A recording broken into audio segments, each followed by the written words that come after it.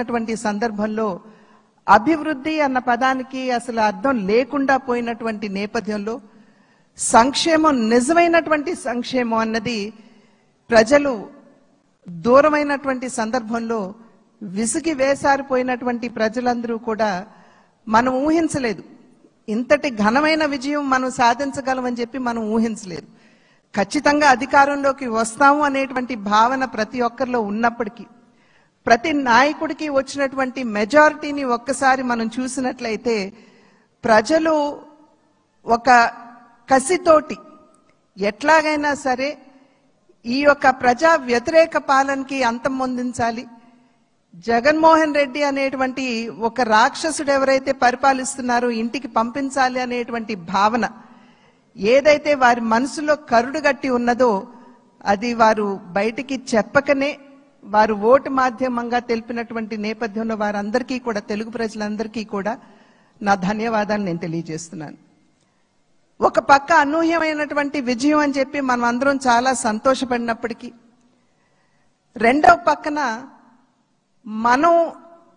ఈ విజయం నుండి నేర్చుకోవాల్సినటువంటి పాఠాలు కూడా ఉన్నాయి అని చెప్పి గ్రహించవలసినటువంటి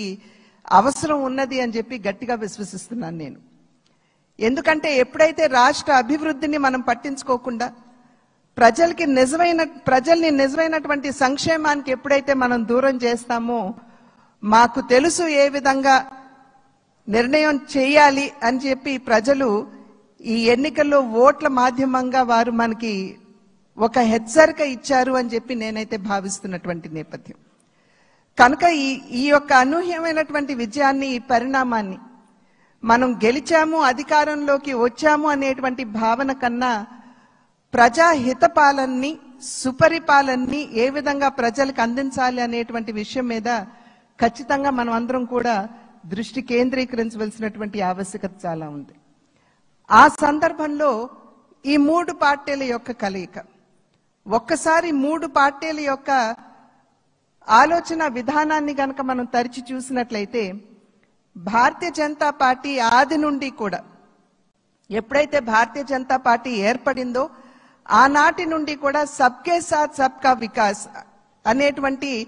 ఒక సంకల్పంతో ముందుకు వెళ్తున్నటువంటి వైనం మనందరికీ తెలుసు.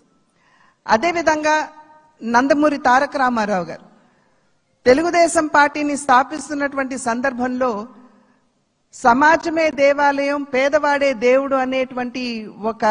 విశ్వాసంతో ప్రజల మధ్యకు వచ్చినటువంటి నేపథ్యం. అదేవిధంగా జనసేన ఆవిర్భావం చూసినా కూడా సమాజంలో ఎక్కడైనా సరే పేదవాడికి సాధారణ పౌరుడికి గనక అన్యాయం జరిగినట్లయితే గళం విప్పి ప్రశ్నిస్తాము అంటూ ముందుకు వచ్చినటువంటి నేపథ్యం కనుక ఈ మూడు పార్టీల యొక్క ఆవిర్భావం వారి యొక్క ఆలోచన విధానం చూసినట్లయితే ఒకే దిశలో ఒకే రకంగా ఉన్నటువంటి విషయాన్ని మనం గమనించాలి. అంటే సమాజంలో ఉన్నటువంటి సాధారణ పౌరుడికి న్యాయం చేయాలి, పేదవాడికి నిజమైనటువంటి సంక్షేమాన్ని అందించాలి అనేటువంటి లక్ష్యం ఈ మూడు పార్టీలకు ఉన్నటువంటి సందర్భంలో ఈ మూడు పార్టీల యొక్క కలయిక నిజంగా ఒకంత ఆలస్యమైనా కూడా ఇది రాష్ట్రానికి చాలా అవసరమైనటువంటి కలయిక అని చెప్పి నేను భావిస్తున్నాను. మరి నేను అనేక సందర్భాల్లో చెప్తూ